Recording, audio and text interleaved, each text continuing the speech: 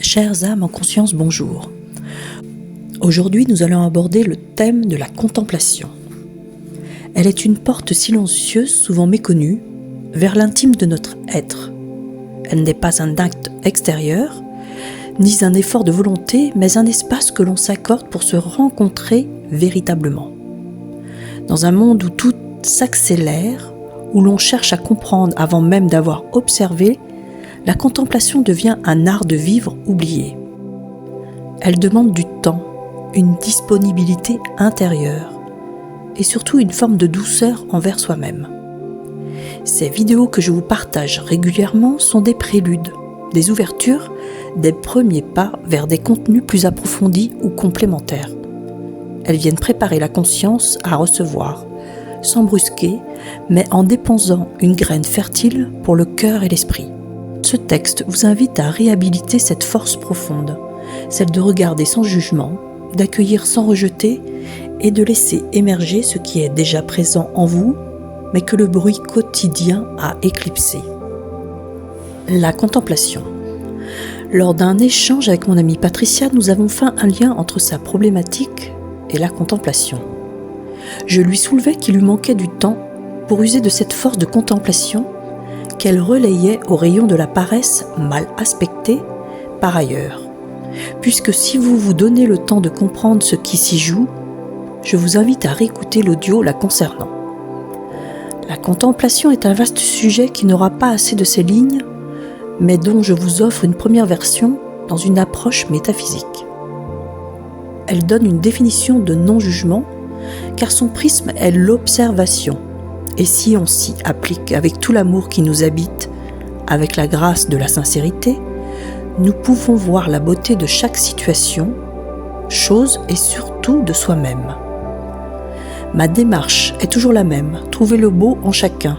Loin d'être une niaiserie au vu de certains, cette démarche permet un rééquilibrage des polarités qui nous habitent et par lesquelles la polarité négative est beaucoup trop activée chez la plupart d'entre nous.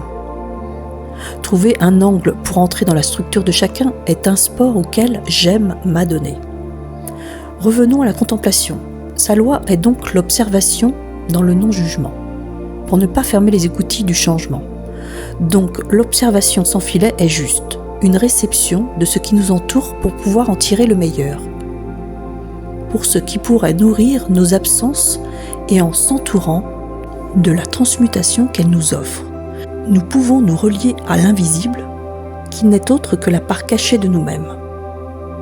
La contemplation est une forme de méditation admirative de notre environnement et notre intériorité. Tout cela est bien, mais si nous avons une mauvaise image de nous, comment la contemplation peut-elle être valable ? Si passer du temps à n'observer que du mépris était une torture. L'alignement est un acte de bravoure. Sans contestation, votre origine est un déploiement d'un passé que vous rejouez sans prendre la mesure d'évolution. Si l'exercice de contemplation est de voir ce qu'il y a de beau chez les autres et moche en vous, comment un rééquilibrage certain peut se faire ? L'antinomie provoque un fracas dans votre structure et malgré les efforts acharnés à vous sortir de votre engoncement, vous pédalez dans la semoule si vous me permettez l'expression. Avant tout changement, l'état des lieux de votre intériorité doit se faire. Si quand vous vous contemplez, vous voyez des travers ou de la noirceur, vous ne pourrez prétendre à ce que la matière qui vient de vos pensées manifeste du beau. Je vous invite à vous contempler, c'est-à-dire à observer sans jugement. N'y a-t-il pas, d'ailleurs dans ce mot, le temple ? Posez-vous la question de ce qu'est un temple et quel est le vôtre.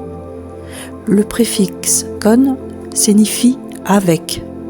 Singularisez-vous et soyez l'acteur de votre transmutation qui s'opère avec des prises de conscience dans la bienveillance de votre patrimoine génétique.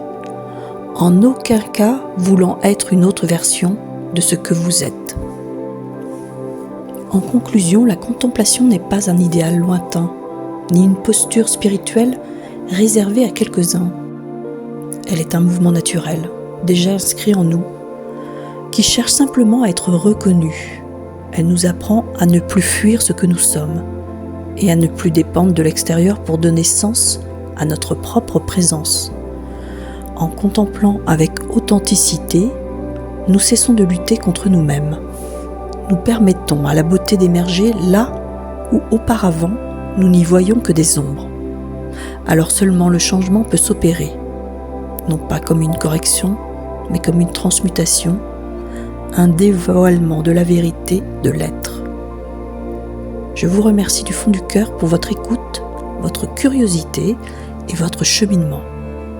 Merci d'offrir à votre conscience l'espace de s'ouvrir, de se déposer, de se révéler.